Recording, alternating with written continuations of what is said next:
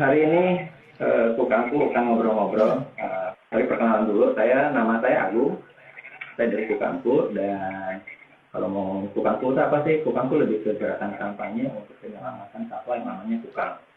Nah, khusus di bulan ini, bulan puasa sekaligus di masa WFH, gitu, yang banyak menghabiskan waktu di rumah, kita coba bikin program diskusi ngobrol online namanya OCES. Artinya apa? Ya nggak jauh beda deh. OCES juga artinya monyet gitu atau kera atau primata. Di beberapa daerah juga orang kalau memanggil kukang tuh OCES. Terus akhirnya dipanjangin lah jadi obrolan dan cerita tentang satwa. Gitu. Oke, di kesempatan hari ini kita udah live sekarang ada Kang Ilham. Kang Ilham ini kader konservasi, salah satu kader konservasi di Ciamis, gitu.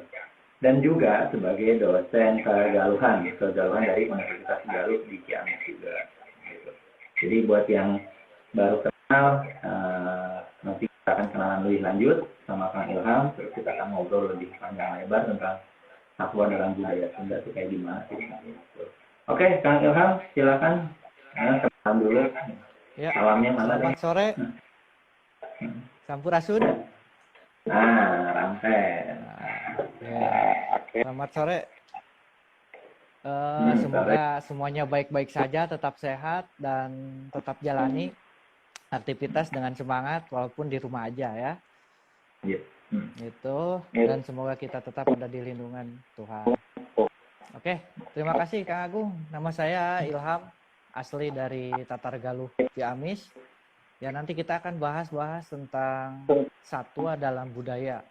Jadi mengingat zaman sekarang eranya digital, jadi gimana sih kita caranya memahami kearifan lokal di era digital ini? Kita akan bahas gimana sih nanti caranya. Ya. Paling ini kenalan dulu Kang Ilham ini sehari-hari ngapain gitu selain sebagai kader. Aktivitas saya tetap masih aktivis lingkungan di konservasi, terutama di TSL, tanaman satwa langka. Kemudian selain itu aktivitas saya di perleuwengan atau perhutanan.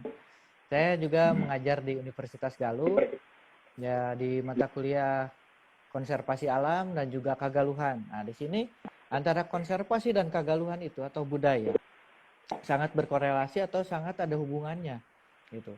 Jadi saya di sini bisa mensuplai ilmu dan bisa sharing pengalaman-pengalaman saya, pengetahuan-pengetahuan saya tentang konservasi dan budaya. Kebetulan di kampus yang saya tinggali dan saya mengajar di sana, bukan temanya sih, moto kampus tersebut adalah Culture and Conservation University. Kultur dan konservasi. Jadi pas banget dengan aktivitas saya dan karakter saya juga pengembangan untuk diri saya juga. Gitu. Jadi di Unigal jurusan apa Kang katanya? Iya. Jurusan Untuk jurusan kebetulan pada tahun ini Universitas Galuh mewajibkan semua mahasiswa untuk mengikuti mata kuliah kagaluhan dan konservasi alam. Jadi semua fakultas wajib mengikuti kuliah tersebut, gitu. Jadi mau fakultas ekonomi, kesehatan, mau fakultas hukum, fakultas keguruan, karena semuanya berkaitan, gitu, dan ada hubungannya dan itu penting untuk disampaikan seperti itu. Ya. Mungkin akan luas kalau ngebahas tentang Sunda, budaya Sunda. Betul. Terus ekonomi dan lain luas lah. Tapi kita spesifikin aja nanti lebih ke ngomongin satwa dalam sana. Iya betul. Kalau satwa itu nggak banyak juga ya untuk kaitannya si satwa tuh dalam budaya Sunda terus kearifan lokal karuhun itu kayak gimana gitu. Mungkin bisa dijelasin dari secara generalnya dulu karena kalau ngomongin satwa kan spesifik kita yang di alam gitu. Tapi kalau ngomongin binatang kan banyak banget gitu, bisa jadi satwa liar, hewan ternak, hewan peliharaan. Sebagai ini kaitan Sunda budaya Sunda. Ya. Oke, pertama kita akan bahas pada intinya teman-teman semuanya pasti tahu kesenian-kesenian di daerah di Pulau Jawa kan. Di antaranya ada yang dinamakan wayang. wayang ada yang dinamakan wayang golek, wayang kulit, ataupun di daerah seberang, di Sumatera, di mana ada yang namanya wayang. Tapi pada dasarnya wayang itu sama dengan menyokong simbol dari satu siklus ekosistem alam atau disebutnya buana ageng. Nah, simbol tersebut antara kaitan satwa dengan manusia dan alamnya itu bisa disimbolkan dibuka ketika awal dari pembukaan ataupun mulainya acara wayang tersebut. Biasanya ada yang dinamakan gunungan. Kebetulan saya sudah memprint. Nah, di sini ini salah satu contohnya yang dinamakan gunungan ya. Ada beberapa satwa di sini, ada lutung, ada ular, ada tupai, kemudian di bawahnya ada banteng, kemudian ada harimau, dan di tengahnya ada rumah diisi dengan Sri Kandi dan Arjuna ataupun simbol dari perempuan dan wanita. Nah di sini maaf, perempuan dan wanita ataupun laki-laki dan perempuan. Sorry. Nah laki-laki dan perempuan. Istri sarang pameget gitu. Nah di sini di kiri di kanan dua ada yang dikatakan buta atau si dari Halo. Wait. kemudian Setelah Kang, koneksinya terputus ya.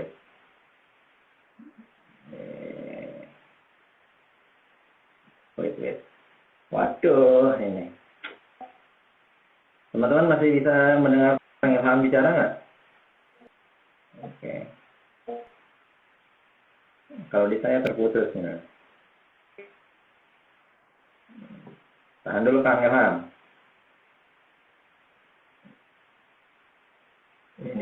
Ini nggak tahu nih komunikasinya antara di Kang Ilhamnya atau di saya. Nah, maklum saya lagi live di Kang Ilham salah. Oke. Ada satu prey, satu angka dan predator. Connect kan? Connect deh ayo nama. Cuman terdaru. Oke, siap. Oke. Mungkin diulang deh sih tadi. Jadi pada dasarnya terakhir. Oke, kita ulang. Nah, di istri pamegat lah tadi jadi gunungan juga dengan ekosistem perempuan dari dan laki-laki ya, perempuan dan laki-laki. Nah, yang ini dalam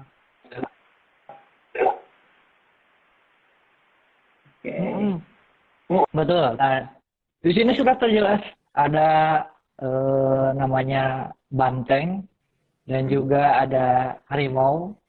Nah, ini melambangkan keseimbangan alam ya antara satwa prey dan predatornya. Nah, kemudian ada satwa arboreal juga di sana, ada lutung, ada tupai, juga ular. Nah, di sini ada seperti barong. Ini dikatakannya kala. Kala itu waktu. Nah, kala itu waktu. Jadi semuanya tergantung waktu, dan manusia itu sebagai pengendali ekosistem semuanya. Itu makanya yang beragama Islam, salah satu ayat dalam Al-Quran, manusia ataupun orang ya, manusia itu adalah khalifah di muka bumi atau wakil untuk mengelola muka bumi ini gitu. Nah, ini sifat dari hawa nafsu. Nah, seperti itu garis besarnya. Yang pasti simbol dari gunungan itu sangat jelas, banyak sekali filosofisnya dan artinya, termasuk peranan satwa yang ada di sana, yang mempunyai nilai-nilai ekosistem penting di sana. Gitu. Nah, tetapi di sini nilai ilmiah di sini ya dikemas secara kearifan lokal ataupun bungkusnya itu dengan tradisional. Nah, di sini kita harus bisa memahami nilai-nilai tersebut. Maka dari itu saya angkat tema kali ini kemarin yang kita diskusikan dengan Kang Agung, memahami kearifan lokal di era digital. Seperti itu Kang Agung. Oke. Ya, ini hampuranya ini katanya banyak yang komen sinyalnya putus-putus. Ya, maklum lah. Kita anak lewat semua ini. Iya. anak kaki gunung gitu. Ya. Ya, tadi juga ada yang maksudnya gambarnya mungkin kurang jelas dari isi gambar gunungan itu isinya apa. Tadi ada isinya satwa di mana yang kompleks gitu. Jadi antara kaitan alam, di dalamnya ada hewan, ada satwa, sama manusianya, dan di mana manusia punya peran penting gitu. Nah, terus kalau misalnya Betul. ngomongin ya tadi kan kaitannya emang manusia punya peran penting untuk alam. Nah, sejauh mana sih sebenarnya jadi kaitan? Apalagi ngomongin kalau dari budaya kan justru memang dari dulu memang ada pemanfaatan hewan. Nah, terus Iya. sejauh mana lalu itu pemanfaatan hewan untuk ternak dan lain-lain. Tapi kalau untuk satwa seperti apa sih kaitannya? Oke.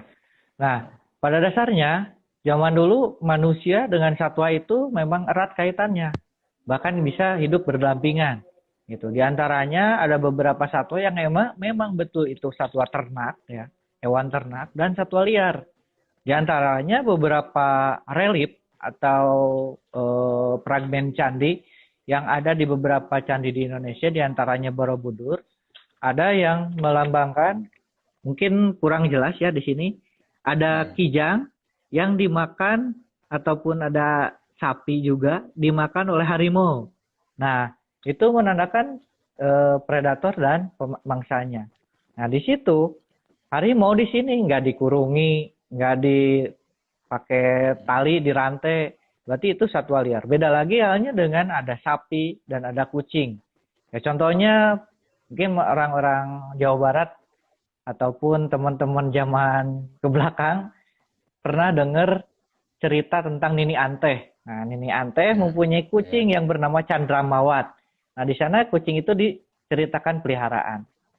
Beda lagi cerita dengan Lutung Kasarung, yang posisi lutungnya itu ada di hutan, gitu. Tetapi dua kasus, oke. Iya, ngomongin Lutung Kasarung ya. Ini pembuka dari acara bahasan kita, karena di obrolan pertama saya bilang Lutung Kasarung sekarang jadi iklan di sirup. Sirup ya, terus, salah satu sirup. Ya, sirup. Nah, ini pertanyaan penting, ini kaitannya naon gitu. Emang ada pesan apa? Gitu? Pesan moralnya apa? Satu, sebelum saya menjelaskan ke pesan moralnya, yang perlu diketahui, film Indonesia pertama yang membahas tentang Indonesia adalah film Lutung Kasarung. Itu dibuatnya oleh Belanda. Dokumentasinya ada di KITLV Leiden. Itu salah satu museum yang ada di Belanda.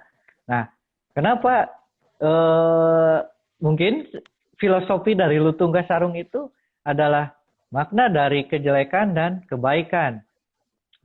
Kemudian lutung itu salah satu satwa yang memang mempunyai strata khusus atau nilai khusus di dalam cerita Sunda, karena Lutung Kasarung itu sebetulnya gelar samaran raja yang pernah bertahta di Kerajaan Galuh ya, atau Prabu Dharma Saksi.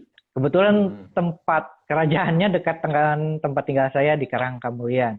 Nanti kalian bisa cari data-datanya tentang raja-raja Galuh. Nah, itu. Nah, di sana diceritakan pada alur cerita yang ada di iklan sirup itu, bahwa seorang putri dikutuk oleh seorang penyihir jahat, kemudian ada juga seorang raja yang dikutuk oleh beberapa dan diasingkan di hutan. Mereka bisa menjaga hutan, bisa menjaga keseimbangan hutan. Nah, disitulah nilai salah satu kecilnya, nilai filosofi yang bisa kita ambil adalah ternyata peran ekosistem itu. Jadi mereka bisa hidup berdampingan dalam satu alam tanpa saling mengganggu gitu. Seperti itu. Nah, itu salah satunya. Jadi dengan kampanye teman-teman sekarang, satwa lebih baik di hutan saja, itu memang cocok dan itu memang berkenaan dengan cerita tadi. Salah satunya itu. Ya, tadi kan kaitannya si Lutung Kasarung itu ternyata ya bukan cuma hewan, dia tuh adalah penjelmaan dari pangeran atau apapun. Pangeran, betul. Iya. Jadi emang sebenarnya si nama-nama ini, nama-nama binatang gitu ya, ternyata punya kaitannya dengan gelar-gelar tertentu. Ini emang betul. Seperti itu. Ini baru Lutung, saya nggak tahu yang lain. Kalau yang lain ada nggak sih? Si gelar-gelar yang kaitannya ke nama hewan. Oke. Jadi pada dasarnya hewan tersebut atau satwa pada umumnya zaman dulu itu digunakan sebagai filosofi. Bahkan gelar-gelar tokoh atau menak ya. Tokoh-tokoh dulu seperti Munding Layadikusuma, Ciung Wanara itu menggunakan nama-nama hewan, menggunakan filosofi-filosofi dari hewan tersebut. Seperti itu. Bahkan beberapa dalam naskah kuno tercatat teknik-teknik bertempur orang dulu menggunakan kata hewan juga. Kemudian ada peribahasa, kemudian ada ungkapan-ungkapan yang menggunakan kata hewan seperti kebo mulih pakandangan ataupun entog mulang, atau ada lagi antara ngoro julang ngalepaskeun pesing misalkan, Pesing, atau peribahasa. seperti itu peribahasa. Nah, makna-makna filosofi dari hewan tersebut diaplikasikan dalam nilai satu kemasan nilai edukasi. Nah, jadi satwa mempunyai peran penting gitu zaman dulu. Jadi yang namanya memang satwa liar ya satwa liar, satwa peliharaan ya satwa peliharaan, tidak sebaliknya yang sekarang menjadi alih fungsi. Kadang orang-orang nyeleneh, toh itu memang mungkin satwa liar, nah dipelihara lagi gitu. Nah, tatanan tersebut zaman dulu memang sudah ada, dan siklus sistem konservasi memang sudah ada, sudah teknologinya sudah ada, cuma packagingnya atau kemasannya dengan kemasan kearifan lokal atau budaya tradisional seperti itu, Kak. Iya. Terus kalau ngomongin ya misalnya kaitannya dengan satwa, beberapa satwa yang khas misalnya di Jawa Barat sudah yang paling terkenal tuh kan kalau nggak harimau macan lah gitu. Iya, betul. Ya, itu paling kalau bisa dibilang bukan terkenal doang, paling dikeramatkan lah gitu. Paling dikeramatkan. Hampir ya. Ya kayaknya sebagai perlambang kekuasaan juga gitu. Jadi Prabu Siliwangi gitu, itu kan perumpamaannya diidentikan dengan macan. Ini kayak kalau misalnya diceritain seperti apa sih sebenarnya hubungan antara si keramat ini, si satwa yang keramat, lalu dengan budayanya gimana? Iya, betul. Nah, jadi pada dasarnya seperti tadi, ada mengisahkan Prabu Siliwangi identik dengan harimau, ya. Nah, dalam bahasa Sunda, harimau itu mempunyai nama lain. Di antaranya ada maung, lodaya, ataupun beberapa masyarakat di pinggir hutan seperti tabu menyatakan atau menyebutkan kata harimau. Biasanya dengan kata simenak atau orang reweng. Nah, di mana satwa tersebut menandakan strata tertinggi atau top predatornya di hutan. Dan maung dikatakan juga sebagai manusia unggul. Maka dari itu, saya mungkin ada beberapa printan ya. Ada gambar Prabu Siliwangi dan harimau. Nah, di sini Pundurkan kan? Pundurkan. Oke. Nah, biar jelas. Nah, ini ya. Kita lihat di sana ada seorang raja yang dikelilingi oleh harimau. Harimau itu tidak ditali, dirantai atau dikandangi, tapi seakan-akan mereka saling melindungi gitu. Nah, di sini fungsi atau filosofis dari lukisan ini atau cerita ini merupakan top pengendali ekosistem di alam, ya manusia, dan di hutan, ya harimau itu saling berdampingan. Jadi di sini nilai simbiosis mutualismenya ada.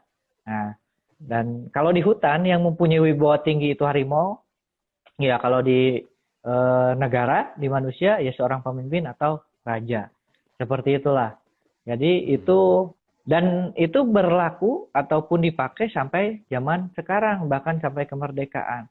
Biasanya kalau teman-teman jalan-jalan ke Koramil atau ke Polsek atau Kodim, ada patung tentara dengan harimau. Harimau-nya nggak ditenteng-tenteng kayak anjing ataupun satwa hewan peliharaan lain, tetapi mereka bisa berdampingan.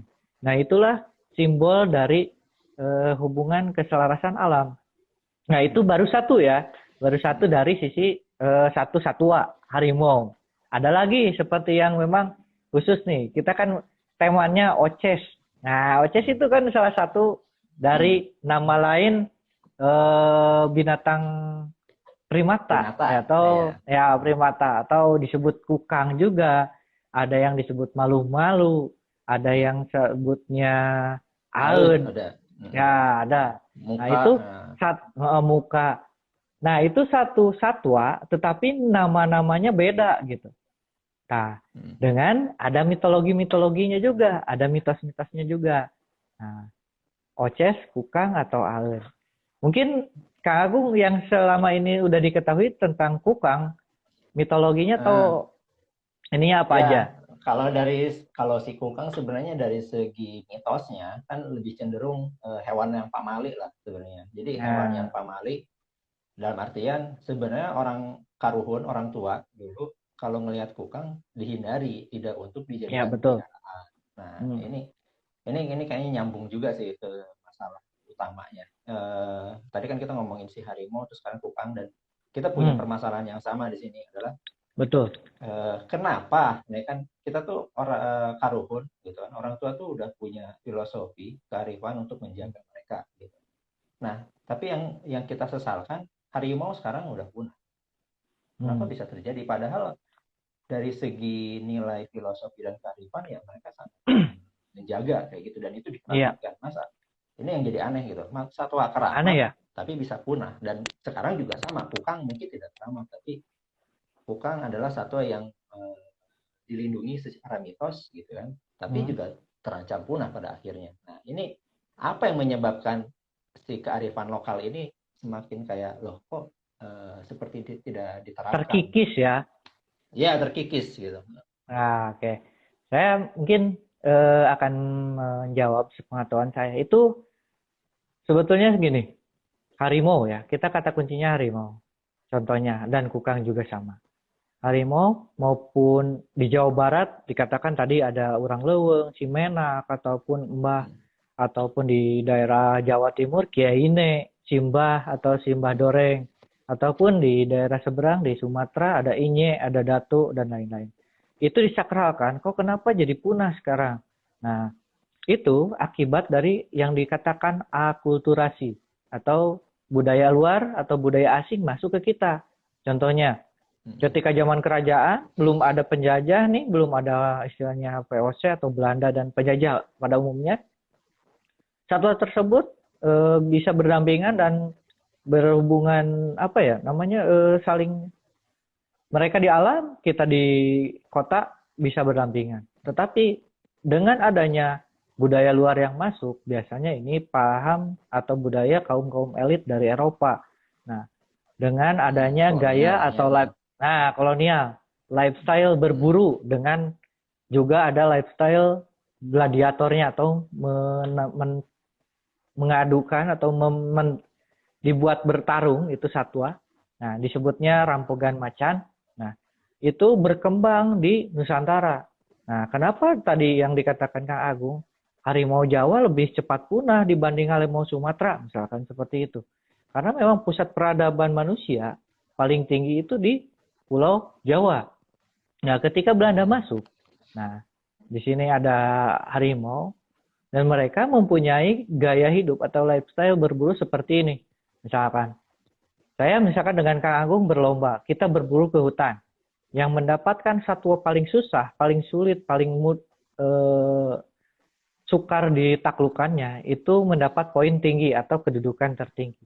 Otomatis yang menjadi target buruan paling tinggi atau poin paling tinggi adalah apa? Atau predatornya, atau harimau. Maka dari itu, harimau tersebut diburu.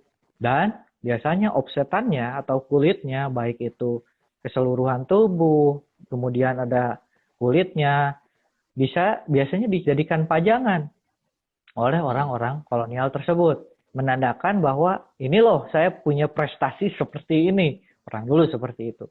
Dan bisa teman-teman lihat untuk di searching di Google ataupun beberapa artikel, orang pribumi hanya bisa menjadi penonton saja, misalkan yang membawakan senapannya, membawakan logistiknya, mereka yang berburunya. Nah, itu satu ya.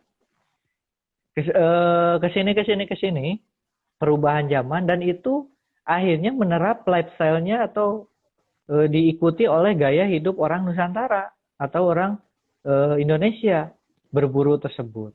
Nah, akhirnya ketika zaman pasca kemerdekaan, itu banyak orang-orang yang kalangan elit, ya orang Indonesia, kalangan elit yang mempunyai koleksi-koleksi, satwa-satwanya memang langka dan itu hampir punah. menyatakan strata mereka, baik itu strata ekonomi, strata sosial itu lebih tinggi. Nah, kemudian berkembang lagi sekarang. Akhirnya menjadi lifestyle anak muda yang dikatakan komunitas imajiner. Saya bangga nih, atau saya punya gengsi tersendiri ketika saya bisa memelihara burung elang, misalkan memelihara kukang atau memelihara. Nah, itulah efek dari akulturasi. Kalau kita flashback dari sekarang ke belakang, satwa-satwa tersebut itu sangat disakralkan dengan nilai esensial yang ada di dalamnya tentang konservasi. Kenapa sekarang banyak yang menyimpang? Nah, itu salah satunya akibat dari akulturasi yang bernilai negatif seperti itu. Jadi kalau, kenapa? Ya, berarti emang ada pengaruh pengaruh pergeseran budaya lah. Betul. Ya. Nah, di samping pergeseran budaya, ya faktor ekonomi juga berpengaruh. Karena tadi gesernya budaya, otomatis lifestyle-nya atau gaya hidupnya berbeda, ya berubah, otomatis itu mempengaruhi sistem ekonomi juga akhirnya. Seperti banyak yang marak sekarang terjadi lah tentang animal trafficking itu, wildlife trafficking. Iya. Tapi kalau dari segi kearifan lokal, ya kan ngelihatnya bahwa menjaga hewan itu maksudnya tidak harus dengan memelihara, tapi malah mereka beberapa kampung adat justru punya namanya hutan keramat kayak gitu. Nah itu betul. juga salah. Itu kan sebenarnya fungsinya lebih kompleks ya, lebih bukan cuma sekedar istilah keramat, bukan cuma istilah keramat, tapi ada fungsi secara ekologi, ekosistem kayak gitu. Iya. Oke. Terus emang beberapa maksudnya emang apakah emang dari dulu apakah sih orang-orang Karuhun dulu emang suka pelihara gitu, pelihara satwa liar, adakah seperti itu? Ya, yang tadi saya katakan, orang zaman dulu itu sudah bisa dibuktikan secara tegas ya. Yang mana mereka pelihara ya satwa peliharaan atau satwa hewan ternak, hewan liar ya hewan liar ada di alam. Ya, itu terbukti dari beberapa relief di beberapa candi-candi, juga beberapa naskah kuno, manuskrip yang tersimpan di Arsipnas, juga di museum di luar negeri, itu menceritakan tentang satwa liar dan satwa peliharaan. Nah, kemudian tadi menyambung dengan hutan keramat. Di dalam satu naskah kuno zaman dulu ada yang dikatakan leuweung samida. Nah, kalau sekarang itu kita konversi atau bahasa samida tersebut adalah ruang terbuka hijau yang wajib ada di tengah kota atau di tengah kerajaan. Adapun sistem zonasi yang kita kenal sekarang, misalkan ada hutan konservasi, hutan produksi, hutan rakyat, ataupun zona inti, zona penyangga, zona pengembang. Sistem seperti itu sebetulnya sudah ada ketika zaman dahulu, tetapi bentuknya masih bentuk kemasan kearifan lokal. Contohnya apa? Ada hutan leuweung larangan, leuweung tutupan, leuweung bukaan, leuweung galadahan, leuweung rahayat. Nah, itu adalah bagian-bagian zonasi kawasan yang memang harus sesuai dengan tupoksinya masing-masing.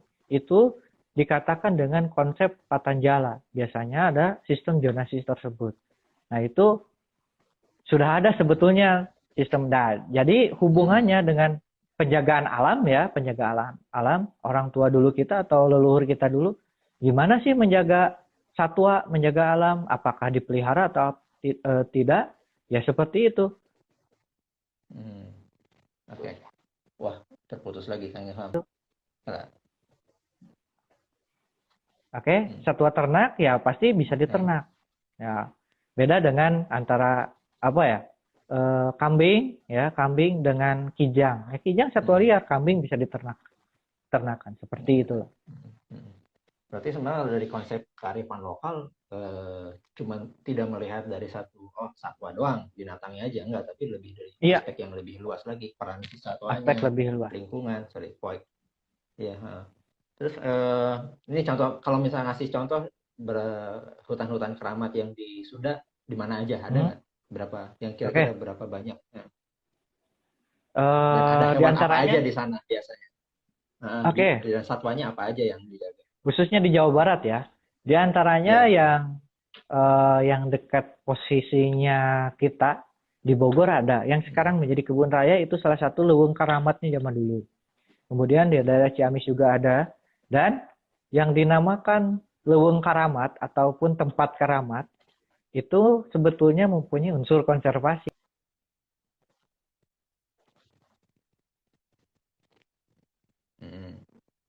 Ya, putus-putus ya, Kang. Dengan taman hutan kota sendiri misalkan seperti itu. Nah itu. Di sini ada yang dikatakan kalau di daerah saya di Ciamis namanya Nusa Larang ataupun CA Kordes, Cagar Alam Kordes yang terdapat di satu pulau yang terdapat di tengah situ Lengkong Panjalu. Nah, di sana ekosistemnya atau keadaan alamnya masih bagus dan historiografinya cukup kuat itu mengenai kerajaan Panjalu sampai sekarang masih tetap terjaga. Kemudian ada Karangkamulyan. Karangkamulyan juga satu apa? Ada kebetulan yang menjadi khas penghuni pulau di sana itu ada kelelawar besar ya. Kelelawar besar termasuk kukang juga ada, reptil-reptil juga ada. Kemudian burung-burung air juga ada. Kalau Karangkamulyan? Nah, kalau Karangkamulyan itu dominan dihuni oleh primata ya. Itu berkaitannya dengan tadi sejarahnya ciung wanara. Ciung itu burung, wanara itu artinya kera. Nah, di sana ada dua spesies ya. Ada Macaca passularis ataupun kera ekor panjang dan lutung ya, lutung Jawa terutama. Lutung Jawa bagian barat. Ya, itu tempat habitatnya ada di Karangkamulyan. Itu. Jadi udah secara nggak tahu satwanya emang ada tinggal di sana, tapi dia ya monyet khususnya yang di Ciung Wanara, monyet tidak dilindungi, tapi secara lokasi dia jadi terlindungi oleh kekeramatan ya, kayak gitu nggak? Betul, seperti itu. Jadi secara otomatis seperti ini, misalkan fungsinya sama halnya dengan contoh ada babi hutan yang letaknya ada di Suaka Marga Satwa, otomatis babi hutan tersebut terlindungi. Nah ini juga sama. Macaca passularis yang ada di tempat keramat secara tradisional satwa tersebut terlindungi oleh tatanan adat yang berlaku di tempat tersebut. Jadi istilahnya kalau ada orang macam-macam, wah hati-hatilah gitu bisa. Betul. Sompral atau apalah gitu. Nah itu. Dan rata-rata orang daerah akan lebih paham dan akan lebih menghormati sistem tatanan adat dibanding tatanan hukum yang berlaku. Nah, adapun yang nyeleneh datang ke sana, saya nggak percaya ini, nggak percaya. Biasanya itu orang yang sudah terpengaruh oleh urban lifestyle sekarang gitu, yang biasanya anak-anak zaman now gitu. Tapi pasti sering atau pasti diingatkan oleh masyarakat setempat.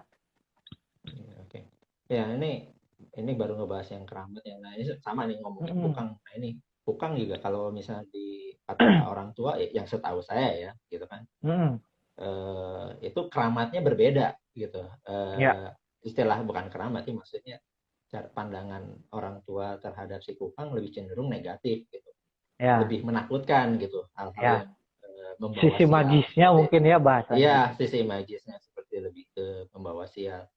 Tapi kalau dipikir-pikir ke sini ternyata ada tujuannya dari saya nggak tahu, mungkin tujuannya apa, nakutin atau apakah orang tua tuh dulu nggak tahu nakut-nakutin atau sebenarnya memang punya tujuan tertentu untuk ke depan gitu. Jadi pada dasarnya nilai edukasi yang disampaikan oleh orang tua terdahulu ada dua kategori ya. Kategori yang tersurat dan tersirat. Nah, seperti inilah nilai edukasi yang tersirat. Jadi memang kita butuh pemikiran yang matang untuk mencerna nilai edukasi yang terkandung di dalamnya. Contoh kukang ya. Ada peribahasa ulah moro kukang atau memelihara kukang atau ngingu kukang. Mantak apes, mantak apa. Dan kukang itu suka dipakai oleh orang-orang yang jahil ataupun orang yang akan menjahati orang lain ya. Kemudian ada juga yang dipakai untuk sisi mistis mungkin syarat ya. Dan yang namanya syarat itu pasti bentukannya atau permintaannya yang tidak mudah. Contohnya harus muka geni yang merah gitu. Nggak ada kan yang Nah, namanya muka ya itu atau banyak istilahnya ya. istilahnya ya kukang yang setahu saya karena saya juga belajar dari kukangku juga. Kukang Jawa nggak ada yang badannya pure merah bata gitu. Nah, yang ada juga di Sumatera itu yang saya ketahui. Dan di Sumatera juga nggak merah semua gitu. Tetapi yang ada rumor di masyarakat itu harus semuanya merah. Makanya disebutnya muka geni. Bahkan matanya juga merah. Ya iya kalau kukang tiap malam disorot oleh lampu matanya nyala gitu. Gitu. Tetapi yang ketika orang menangkap kukang tersebut di daerah Jawa, ketika ditanyakan ke paranormalnya atau dukunnya misalkan, wah Pak ini mah bukan yang dimaksud untuk syarat, ini mah bukan yang gini kukangnya. Nah, akhirnya mereka sia-sia mengambil kukang tersebut. Akhirnya kukang tersebut bisa mati dengan sia-sia atau ceritanya bisa lain juga. Nah, seperti itu. Nah, jadi makna dari kukang, mantak apes, terus bikin sial dan lain-lain memang terbukti berdasarkan penelitian-penelitian yang menyatakan kukang itu salah satu primata yang punya racun. Mungkin Kang Agung betul. ya lebih satu. Ya kalau kita misalkan kondisi imunnya nggak fit, ada kukang nih, memang dia lucu ya. Kalau dipelihara kayaknya bagus gitu. Kalau kita tangkap, kita digigit, sistem imun kita nggak bagus, kalau kita mempunyai penyakit, kita sakit, ke rumah sakit, ya syukur kalau tertolong, karena dulu kan teknologi medis tidak secanggih sekarang ya. Nah, kalau misalkan tertolong ya itu mungkin apes juga karena tergigit. Ya, kalau tidak tertolong itu lebih apes juga. Kemudian itu pernah dengar sih itu, jadi ada mitos di daerah. Dia cerita katanya kalau pelihara kukang nanti rumah tangganya panas dingin. itu. Ya, panas dingin. Nah, kalau panas dingin, sekarang, betul. ya kalau sekarang ternyata emang benar panas dingin kalau digigit kukang Kalau rata-rata digigit hasilnya adalah kukang, demam gitu. Ada betul, beberapa orang yang betul. kalau kena gigit kukang tuh efeknya demam 3 hari. Iya. Ya mungkin Dan ya itu perlu mungkin bahasa kolot gitu ya, bahasa orang tua bahasa kolot. menyampaikan menyampaikannya, oh ini bisa bikin panas, ternyata memang panasnya dari situ, dari penyakit Betul. akibat digigitnya lah gitu. Ya, itu baru satu aspek loh Kang Agung. Ada aspek lain. Contohnya, kukang itu kalau saya pelajari, walaupun saya bukan ahli medis, tapi saya baca-baca, kukang mempunyai sifat zoonosis juga. Jadi manusia yang mempunyai penyakit bisa nular ke kukang, kukang juga bisa nularin penyakit ke manusia. Ya otomatis kalau misalkan di rumah tangganya memelihara kukang, kukangnya kena TBC, ya otomatis si pemeliharanya bisa terkena juga gitu. Contohnya seperti itu. Dan kukang juga salah satu apa ya petugas KUA-nya tanaman gitu. Lantaran apa bisa dibayangkan seperti itu. Karena kukang dominasi yang kebetulan saya ikut juga program di Gunung Syawal mengenai pelestarian kukang. Ya kukang ternyata dominan makannya serangga dan menjilati nektar-nektar bunga gitu untuk kondisi di lapangan. Otomatis kukang tersebut membantu penyerbukan, juga mengendalikan hama yang atau serangga yang bisa menjadi berpotensi hama bagi tanaman petani. Nah itu kalau kukang yang nggak ada petugas sensus petugas KB untuk serangga dan petugas KUA untuk petai ya petei dan lain-lain itu nggak ada ya apes juga masyarakat gitu. Jadi makna filosofi apes di sana salah satunya itu yang bisa tergambarkan gitu. Makanya jangan melihara kukang, bakal apes, bakal sial, bakal memang seperti itu. Kalau memang memelihara seperti itu. Gitu, Kang. Iya. Ya emang masih dari mungkin orang tua pemikirannya jauh ke depan ya. Dari dulu nilai-nilai kearifan lokalnya tuh udah pikir jauh ke depan, visioner lah misalnya. Cuma memang cara penyampaiannya ini yang itu bikin betul. kita yang sekarang anak-anak muda di zaman sekarang tuh kayak naon sih maksudnya gitu kan, apa sih maksudnya nggak jelas gitu kan ya, mungkin itu yang menjadi permasalahan gitu. Permasalahan yaitu ada pergeseran budaya atau pergeseran budaya. nilai-nilai yang nilai-nilai kearifannya sudah tidak diaplikasikan lagi lah seperti itu. Hmm. Ya, itu yang memang jadi tantangannya. Tapi emang, nah kaitannya ke era digital ini sebenarnya harusnya bagaimana sih si Nah, anak-anak muda ini untuk menyikapi kearifan lokal, baik dari satwa maupun dari lingkungan alam. oke, Gitu. betul. Nah, kita ini jadi bahan pemikiran kita bersama. Bagaimana caranya menyampaikan nilai-nilai edukasi yang terkandung dalam nilai kearifan lokal di era digital sekarang. Salah satunya kita dengan mengadakan giat seperti ini, komunikasi di live Instagram, itu salah satunya bisa mewakili dari contoh kalangan milenial ya. Nah, dengan bahasan tentang metodenya kearifan lokal gitu. Jadi bagaimana kita menyampaikan, kalau ada istilah Sundanya gini, Kang, ngindung ka waktu, mi bapak ka zaman. Boleh kita peradaban modern, tetapi jangan tinggalkan nilai-nilai tradisional. Jadi esensialnya gimana caranya kita menyampaikan nilai tradisional zaman dulu, nilai kearifan lokal zaman dulu dengan modernisasi sekarang gitu. Sekarang Ya, kan banyak media sosial ya. Iya, hampir mirip-mirip ini ya, think globally, act locally. Jadi berpikir Nah, secara betul. luas, tapi bertindaknya untuk yang lokal. Gitu.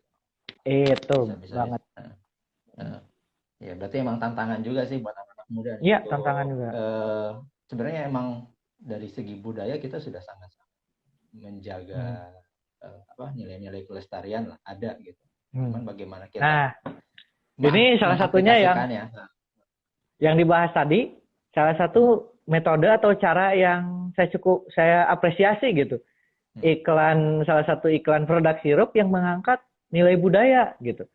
Dengan metode digital, dalam artian saya lihat ada alur ceritanya, pola videonya bagus, itu bisa menjadi daya tarik untuk masyarakat, utamanya anak muda. Nah, gimana caranya kita mengajarkan adik-adik kita ataupun ponakan-ponakan kita memahami nilai-nilai kearifan lokal dengan zamannya mereka gitu. Nah, sekarang kan ada YouTube, ada Instagram, kita bisa memanfaatkan hal tersebut. Ya, ini mau jadi ngomongin nilai-nilai moral. Sebenarnya kalau dari cerita yang berkaitan dengan satwa, di Sunda, ada apa aja sih cerita-cerita rakyat yang ada kaitannya sama satwa? Oke, cerita rakyat ya. Yang pasti tadi ada Lutung Kasarung. Kemudian, nah ini terkenal seantero Jawa Barat. Ada yang dikatakan Dayang Sumbi dan Sangkuriang. Nah, di sana ada seekor anjing yang setia. Nah, itu. Kemudian masih banyak lagi cerita tentang Prabu Siliwangi. Bahkan historiografi lokal atau sejarah-sejarah lokal banyak yang menyangkut mengangkat satwa. Misalkan di salah satu daerah ya, ada yang menyatakan di sini pernah ada legenda sidat keramat ataupun ikan sidat lubang ya. Kalau bahasa ininya uling atau lubang atau bahasa daerahnya ya, itu sejenis belut yang besar. Dan ternyata di sana itu misalkan di sana dilarang orang itu untuk memancing belut atau mengambil lubang tersebut karena nantinya bakal apes dan lain-lain. Ternyata kan satwa tersebut adalah satwa yang menjadikan indikator kualitas lingkungan atau biodiversity. Kalau satwa tersebutnya ada, otomatis belutnya itu juga punah juga. Satwanya nggak ada, airnya rusak, lingkungannya rusak. Kemudian kita geser ke sebelah utara Jawa Barat, ada yang terkenal dengan ikan dewa, ya, ikan dewa di Kuningan. Itu ada beberapa titik, yaitu di Cigugur, di Linggarjati juga ada. Dan itu ikan tersebut disakralkan, ya. Kemudian ada yang dikatakan mitologi, mungkin daerah teman-teman di Bogor pasti pernah mendengar Aul, ya seperti itu. Nah itu, jadi apakah itu satwa, benar pure satwa atau memang mitologi atau seperti apa? Seperti betul itu. Nah, yang akhirnya masyarakat takut untuk memasuki kawasan tersebut dan akhirnya kawasan tersebut terjaga. Nah, seperti halnya mitologi Garuda kita ternyata punya Garuda loh sebetulnya. dan itu menjadi lambang negara kita dan di beberapa negara lain pun dihormati, bahkan sudah di antaranya sudah terbukukan oleh teman kita ya Kang Jaini yang ada di Pusat Konservasi Elang ini ya, Kang Garuda, ternyata kita masih punya elang Jawa ya. Nah seperti itu. Nah itu salah satunya cerita-cerita tentang satwa yang memang satwa tersebut yang tadi Kang Agung bicarakan atau yang saya bicarakan juga, nilai edukasi ada yang tertuang dalam bentuk tersurat dan tersirat. Nah satwa ini biasanya menjadikan media edukasi yang tersirat gitu, makna filosofi yang ada di itu banyak sekali satwa-satwa yang menjadi dongeng atau bahkan ketika kecil mungkin Kang Agung dan teman-teman juga ada yang dikatakan sakadang kuya, sakadang kuya, terus sakadang kuya jeung sakadang pecang, sakadang monyet jeung sakadang pecang. Nah seperti itu. Pecang teh naon kala pecang teh naon? Oke. Pecang itu kancil, bukan? Ya, kancil. Kancil ya, pecang itu kancil dengan sifat-sifatnya. Nah itulah ternyata, nah Kang Agung juga kan masih ingat dongeng tersebut. Nah itu salah satu metode kearifan lokal yang dituangkan oleh orang tua dulu kita. Ternyata metodenya ajib. Kita juga sampai sekarang masih ingat gitu. Nah, why not gitu, mengapa tidak?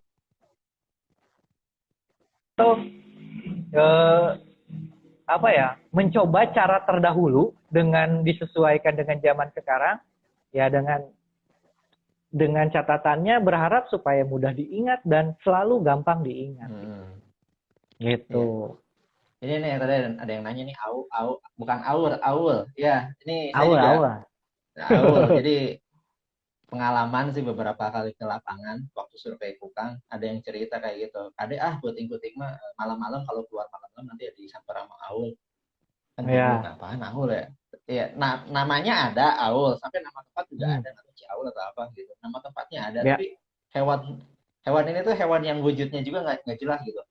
Ada namanya tapi nggak ada wujudnya, dan itu kalau ditanya emang bentuknya kayak gimana, wah serem. Jadi jalannya tuh ada yang bilang waktu itu jalannya tuh kayak mundur, jadi kepalanya tuh ke belakang jalan, terus jadi kepalanya ke belakang, jalannya ke belakang, tapi jalannya ke apa? Pokoknya kepalanya tuh ke belakang dan jari-jarinya ke depan gitu, itu balik aja jalannya. Terus kukunya panjang-panjang. Kebayang nggak maksudnya hewan seperti apa yang namanya aul ini gitu? Kayak nggak tahu hewannya seperti apa. Iya, namanya ada gitu kan si aul ini, namanya ada, tempatnya juga ada, nama-nama beberapa tempat yang kasih nama aul, tapi wujudnya tuh nggak ada. Ini hewan yang misterius. Iya. Nah itu ada, tahu nggak Kang Ilham, aul teh sih gimana sih? Kayak gimana? Oke. Pada dasarnya yang pertama, pada dasarnya aul sampai sekarang itu bentuknya masih visual ya, masih visual imajiner gitu. Dibentukkan tadi yang Kang Agung bicarakan, mukanya ke belakang, jalannya mundur. Nah, tetapi di sini secara logis biasanya itu terjadi ketika orang tidak tahu itu satwa apa dan baru melihat dan menemukan satwa tersebut. Di samping itu dibumbui dengan sugesti atau fobia misalkan. Kadang seperti ini, saya fobia ular ataupun takut sama ular. Saya aslinya melihat ular sebesar kelingking saya, tetapi saya bicarakan, wah ada ular segede gagang pacul misalkan gitu. Karena di otak mereka, karena saking takutnya, mereka berimajinasi besar seperti itu. Nah itu. Kemudian bisa saja salah satunya kan di beberapa tempat saya juga pernah mewawancara orang-orang, Pak, kalau di sini mah ada orang leuweung katanya. Mau bukan, karena dia berdiri seperti yang ada, seperti yang ada di cap salah satu produk obat nyamuk gitu. Wah itu mah gorila apa? Gorila mana enggak? Itu sebetulnya seperti itu, dia berjalan katanya. Tapi disebut monyet, nggak ada buntutnya. Dia berarti belum tahu owa Jawa, misalkan seperti itu. Nah, begitu. Betul. Kela bentarnya ini ada tamu lah di Kela teh. Oke, sambil tunggu Kang Agung, saya lanjutin cerita juga. Nah, eh, Apa ada gangguan iklan sekejap? oke. Oke. Nah tadi ya, berarti orang tersebut Iya. bisa dikategorikan atau diprediksikan itu mungkin saja owa Jawa. Nah, contohnya itu. Nah, ini pun Aud. Aud itu bisa dikatakan mungkin dia bertemu sejenis primata ataupun beberapa satwa yang memang itu satwa real, tetapi kondisi dia sedang ketakutan ataupun yang ditimbulkan oleh masyarakat ataupun orang tua dulu kita nilai edukasinya disisipkan di situ di dalam mitologi, maka berkembanglah sejarah atau dongeng tentang Aul tersebut. Yang tujuannya untuk apa? Menjaga kawasan tersebut gitu. Ya, sampai sekarang kan penelitian belum ada yang menyatakan Aul itu seperti apa rupanya kayak gitu. Rupanya betul. Itu cuman ataupun gini, Kang Agung ya, kalau kecil mungkin pernah inget nggak? Sok si atau menang keluar, sarupna bisi dirawuk ku sandekala. Nah, pernah kedenger kan? Malam. Ya. Sandekala. Dirawuk ku sandekala. Nah, sandekala itu apa? Ya ternyata sandekala itu perubahan kala itu waktu. Jadi siloka tersebut ataupun siloka itu filosofis. Ya kalau Kang Agung ataupun kita semua pada umumnya ketika usia kita masih kecil, sistem imun kita masih kurang, ketika keluar rumah, sarupna itu perpindahan dari maghrib ke sore ke malam, itu terjadi fluktuatif waktu, sedangkan sistem imun kita kurang sehat, akhirnya kita demam, disebutlah orang tua dulu tuh, nyakasambet, paranas tiris, hareeng, nah seperti itu. Nah jadi makna filosofis tersebut sangat sebetulnya bisa diilmiahkan dan tantangannya adalah menerjemahkannya tersebut kita itu gitu Kang. Nah, termasuk awal juga tadi gitu. Oke. Ini masih ngomongin satwa. Ini tadi saya coba ngiseng nyari. Ternyata ada juga yang penelitian tentang satwa dalam Sunda, tapi lebih ke paribasa. Jadi penggunaan si konsep hewan dan pesannya dalam paribasa. Jadi memang dekat juga sih, terus kasih lihat. Nah, ini konsep hewan dan pesannya dalam paribasa babasan Sunda. Nah, jadi ada yang meneliti ini juga, terus mau dia dalam kaitannya ya si satwa hewan apapun ya, dekat juga gitu dari istilah sastra lah ya. Iya betul. Dari segi sastra. Dan ada perumpamaan nilai-nilainya juga dari sifat, lebih ke kaitannya ke sifat. Jadi sifat hewan itu ditunjukkan dalam bentuk sifatnya seperti apa kayak gitu. Jadi emang penilaiannya ada yang sifatnya bagus, ada juga yang buruk.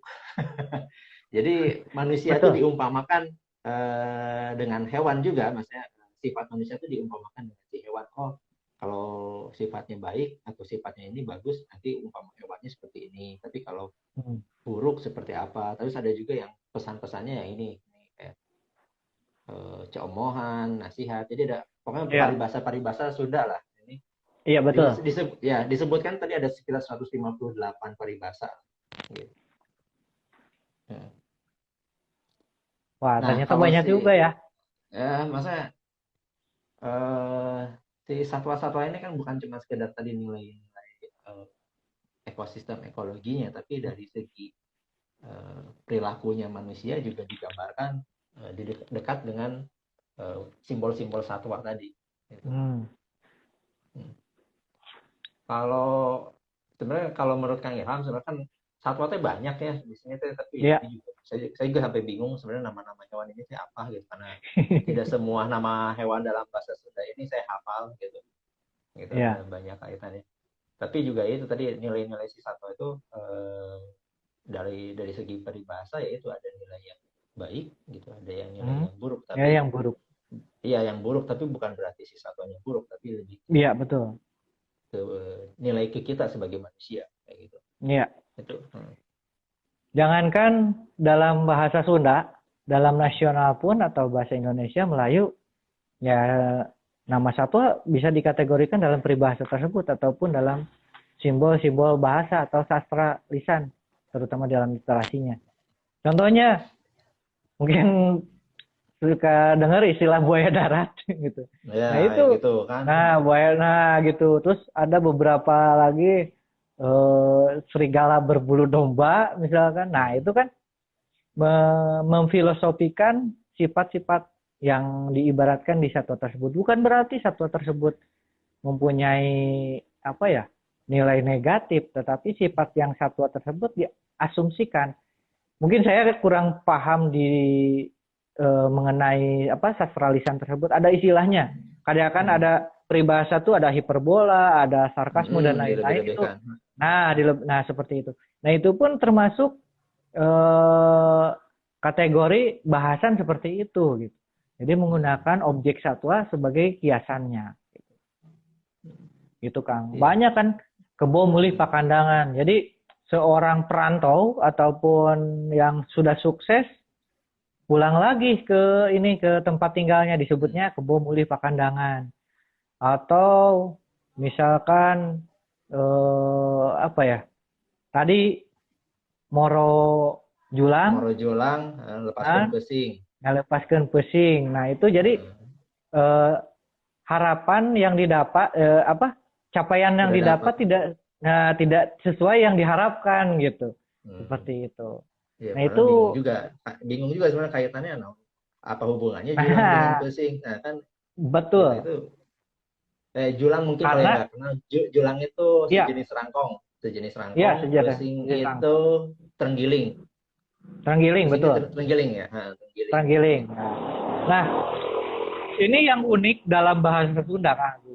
Ya, mungkin kita orang Sunda kadang nggak ngeh ataupun itu hal yang biasa, tetapi ketika kita pikirkan menjadi luar biasa. Dalam bahasa Sunda ada pola satu kata bisa mendeskripsikan satu kejadian. Paham nggak?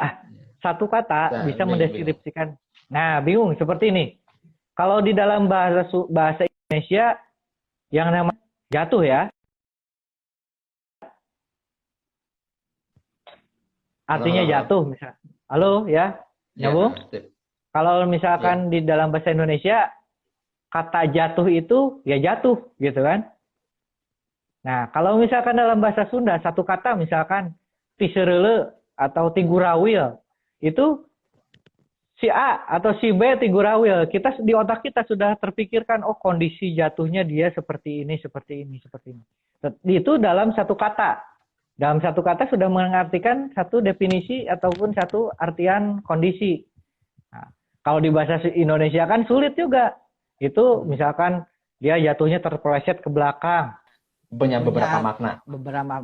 Dan bisa menjelaskan secara jelas gitu. Ya, itu kaitannya tadi Kang Agung kan, sulit juga nih peribahasa satwa ini seperti apa. Dan memang tadi saya bilang kembali lagi ada yang tersirat dan ada yang tersurat. Nah disinilah fungsi dari untuk menerjemahkan kearifan lokal tersebut gitu.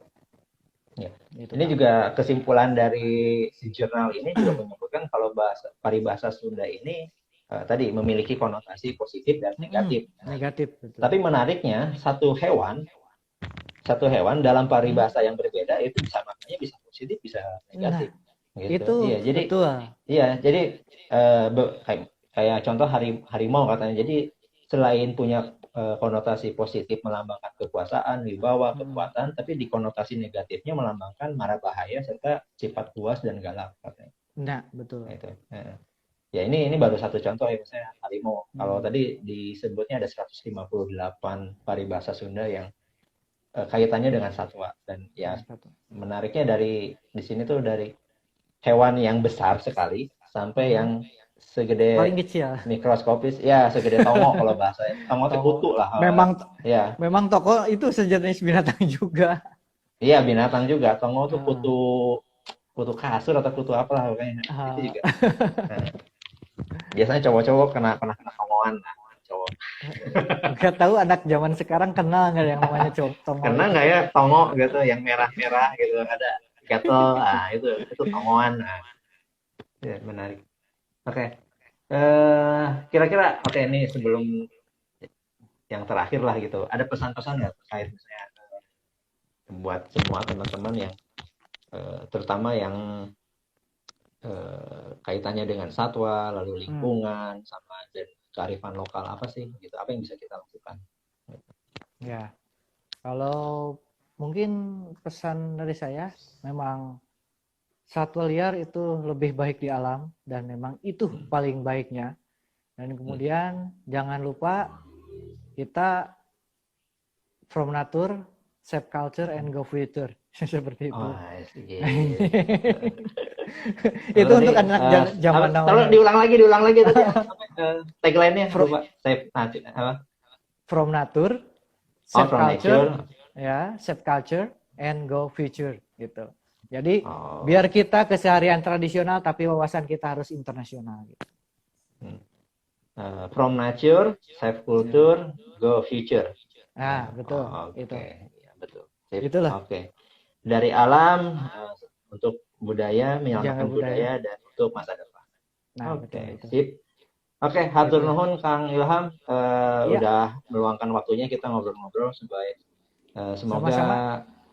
ada apa nilai-nilai yang bisa kita dapatkan Betul. lah di sini Semoga dari bermanfaat ya. uh, uh, dari obrolan-obrolan ini tentang satwa, tentang budaya.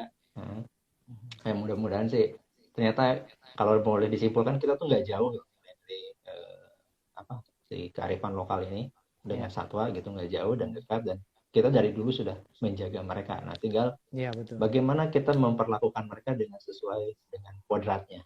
Gitu. Ya, itu betul sekali.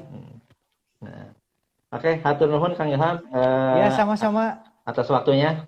Sama-sama Mudah-mudahan Om nanti ya. kita bisa ngobrol-ngobrol panjang lagi dengan Ya, diskusi yang lain.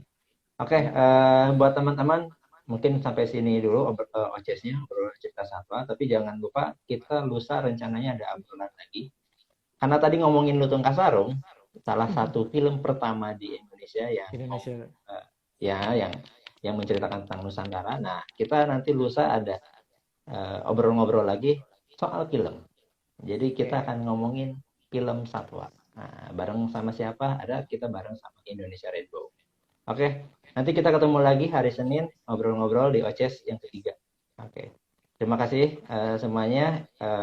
Tadi manusianya di rumah aja ya, satwa liar di hutan aja, dan ingat stop tukang kukang. Ya, salam. Ya. Oke, terima kasih Kang Ilham. Yuk, sama-sama.